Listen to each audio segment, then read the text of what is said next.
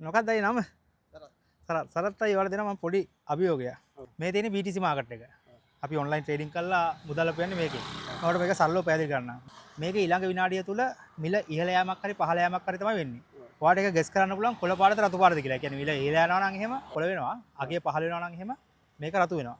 ඔයා ඊළඟ විනාඩිය තුල රතුද කොළද කියලා ඔයා කියන්න ඕනේ. ඔයාලට මම රුපියල් 5000ක් දෙනවා. ඔයා ෆෝන් එකේ මගේ සෝෂල් මීඩියා මොකක් හරි ෆලෝ කරලා දිනවනේ නිමල් අමු ට්‍රේඩින්. ඔයාලට මම ඒක 20000ක් වෙනකම් වැඩි කරනවා. දැන් ඔයාලට කියන්න පුළුවන් තව තප්පර 10කින් පටන් ගන්නවා. ඊළඟ එක කොළද රතුද කියන්න ඕනේ. රතු. හරි. රතු කියන්නේ අගිය පහළ යෑමක්. දැන් පටන් ගත කැනල් එක තව තප්පර 57කින් ඉවරයි. එතකොට මේක රතු පාටින් ඉවරයි. ඔයා ජයග්‍රහණය කරනවා. මේක කොළ වුණොත් එහෙම ඔයාට මුදල නැති වෙනවා. ඉතින් ඒක තමයි ට්‍රේඩින් වල ස්වභාවය. හරි. රතු පාට ලොකු කැනලයක් හැදලා තිනවා බලමු. තව තප්පර 30ක් තියෙනවා. රතු පාට කැනල් එකකින් තියෙන්නේ.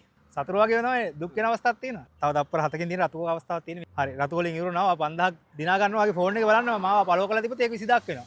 ඔයා Facebook ඉන්නවනේ? ඔව්.